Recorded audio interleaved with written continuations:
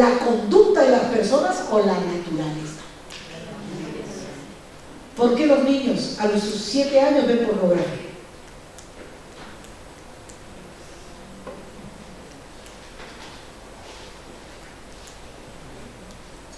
¿Por qué un niño, una niña, a sus 5 o 6 años quiere ser hombre o quiere ser mujer? Quiere cambiarse de sexo. ¿Por qué?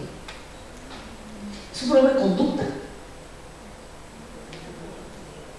Es un problema de naturaleza. Y los psicólogos se rompen la cabeza tratando de entender el por qué actúa como actúa. Los sociólogos dicen, pero ¿por qué? Si 2 más 2 son 4, ¿por qué bueno más bueno sale malo? O sea, el pecado, la naturaleza pervertida del hombre, la degeneración del hombre, rompe todo principio lógico. ¿Okay? ¿Qué dice la lógica? Malo más malo, malo. Malo más bueno, malo. Bueno más malo, malo. Pero bueno más bueno, sí o sí, tiene que ser bueno. Pero en la realidad, el hombre bueno, santo, fiel, justo, más bueno, justo, hijo, malo. ¿Por qué? ¿Por qué? Porque no es una cuestión de conducta, es una cuestión de naturaleza. ¿Lo han entendido? ¿Puedo hacer preguntas? Sí. A ver, Doris, ¿qué ha entendido? Porque lo que usted dijo, ¿no? Porque, bueno, en mi mente yo no voy a decir, sí, pico maligno, entonces ¿por qué tiene el hijo así? ¿Por qué si son buenos? ¿Por qué entonces el hijo así? Entonces ahí la respuesta, ¿no? Y por causa de esa naturaleza que no ha querido ser restaurada entre uno. Y también a veces por causa de esas maldiciones que... Danger. Mito. Eso es un mito. Las maldiciones generacionales necesariamente no condicionan la conducta de la persona, porque me pueden atacar los demonios que atacaban a mi padre. Entonces mi padre me dijo un día, yo creo que esos demonios que me han perseguido toda la vida te están persiguiendo a ti, ¿no? Porque una vez llegué a mi casa y me había tomado una cervecita y me mareé. No era cervecita, era una piscina, un trago. Y me mareé, que nunca había tomado, ¿no? Y mi padre me dijo, me advirtió, y me dijo, tómalo en serio. Yo me reí y él me dijo, tómalo en serio. Tómalo en serio. No hagas eso. Porque ya tienes una predisposición por causa de los demonios que acaban mi vida. Pero tú, con todo, dice, me leyó Génesis 4, donde está, Dios le habla a Caín, ¿no? El pecado está a la puerta. Con todo, tú no puedes resistir. Entonces, no es cierto que por causa de los pecados de mis padres, como una herencia genética, yo tenga que por fuerza pasar lo mismo. Todos los seres humanos vamos a recibir las mismas tentaciones. Por eso es que el escritor, ¿no? Ayuda de ustedes, dijo, creo que fue Hebreos, ¿no? Que Jesús, habiendo sido probado en todo, en su naturaleza humana, ¿okay? Pero a pesar de que fue tentado en todo como nosotros, Él no pecó. Y no porque no recibiera la tentación, no porque no pudiera pecar, no porque era espíritu. Jesús era 100% Dios y 100% hombre. ¿Por qué?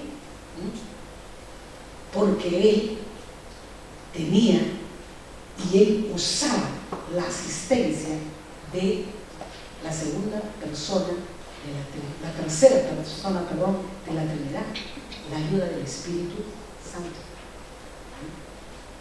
Esto es teología. Lo otro es mito, porque no tiene asidero bíblico. ¿Dónde dice? Al contrario, el profeta que dijo, y Dios dijo, los padres comieron las uvas agrias, pero los hijos no llegaron a la ventera. En otras palabras, los hijos, el pecado no se hereda. ¿Ok? El pecado no se hereda. Escríbalo ahí, ahora sí escriba, le doy permiso, escriba. El pecado no se hereda. Es el problema de la naturaleza del ser humano. ¿Ok? Y entonces, la moral. Hablemos de otro argumento. Este es un argumento filosófico. La moral, sí, mi hermano. ¿Y por qué muchas veces tenemos patrones que se siguen de generación en generación? ¿Eso a qué se debe? Mira, Biblia, teología, ¿ok? Es que en el Antiguo Testamento tú vas a encontrar que es Dios, un Dios justo, y en la justicia de Dios, cuando Dios maldice a alguien, lo maldice hasta tu tercera y cuarta generación, pero es una maldición activa, que no necesariamente va a imponer, ¿ok? La maldición no se impone, ¿ok? La maldición está activa hasta la tercera y cuarta generación. En otras palabras, los demonios tienen permiso, porque Dios usa a Satanás y a sus demonios para cumplir sus planes. Entonces, Dios los usa para que ellos tienten a esas generaciones, la tienden, ¿entienden? Pero entendamos básicamente el poder del tentador, ¿ok? Porque, por ejemplo, acá hay muchos mitos acerca de que Satanás me hizo pecar. No, Satanás no tiene el poder para hacerte pecar. Satanás tiene una función, y es la función del tentador. Él te tienta. Depende de ti si tú aceptas la tentación o la rechazas. Pero yo sé, o sea, sí, son los mismos demonios. Son los demonios. Le contaba la historia de mi papá, y mi papá me dijo: hey, atención, ¿no? Y a mí el vinito me gusta, el rojo más que nada, no el otro, el rosadito, ¿no? Entonces, qué rico vinito, ¿no? Pero siempre el conocimiento, la educación. Hey, atención, hay una maldición que puede estar todavía activa. Entonces, ¿qué hago? No. Tomo autoridad, tomo mi voluntad para rechazar eso que es una realidad, que es una maldición generacional, pero yo la rechazo. Yo no me asocio a esa maldición generacional. Sí, hermana. El tema no son las maldiciones generacionales, es educación cristiana. Última pregunta.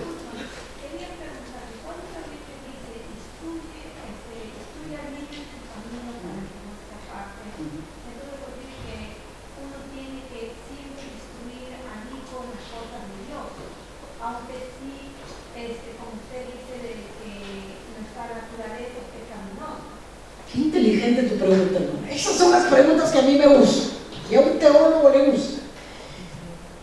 Un niño instruye, hay una promesa, pero hay una demanda. Instruye al niño en su camino, demanda. Seguir una promesa. Cuando fuere viejo, ¿ok? No se apartará de esa enseñanza. ¿Cuántos aquí son testimonios de que de niño iban a la escuela dominical, iban a la iglesia, les enseñaron, ¿no?, la palabra, y se apartaron del Señor, pero ya en la madurez, ya cuando fueron grandes, volvieron? En el caso de mi hermano Omar, por ejemplo, ¿no? Mi hermana Raquel, ¿no? Yuri, mi hermano César, ¿qué más? Ustedes ni lo sueñan, ¿no? Ni lo sueñan.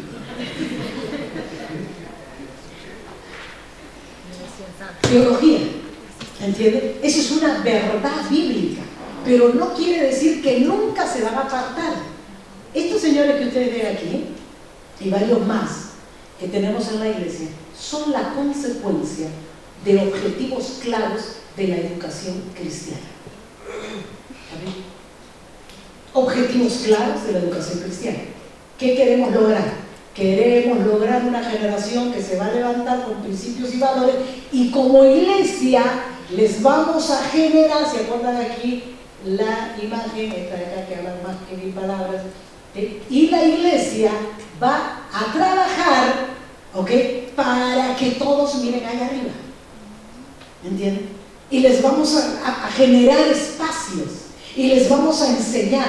¿Ustedes saben cuántas críticas he tenido yo por enseñarle a adolescentes acerca del matrimonio? ¿Saben ustedes cuántas críticas he tenido por meter a estos señores a sus 15, 16 años a cursos de familia? ¿Saben ustedes cuántos? Y yo no me arrepiento, porque ahí están, bien casados con sus hijos, sufriendo como negros, pero firmes. Divorcio no existe. Y si a mí alguien me puede decir que no funciona,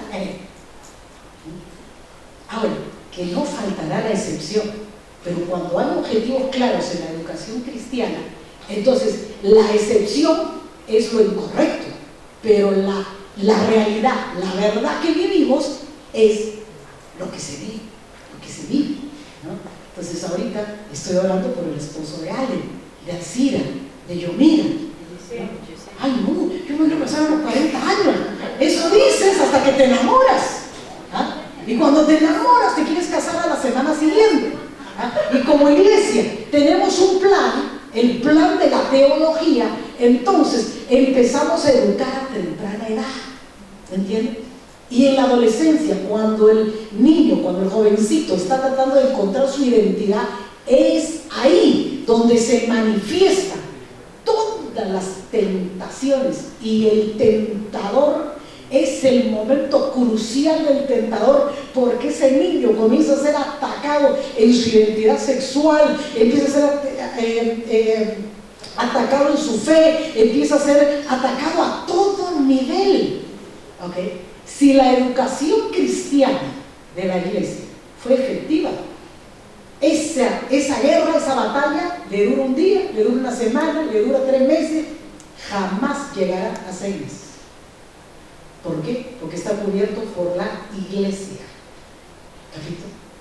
Y en la educación cristiana no solamente hablamos del maestro y alumno, porque en la educación cristiana tenemos un elemento importante y fundamental: el cuerpo de Cristo, la iglesia.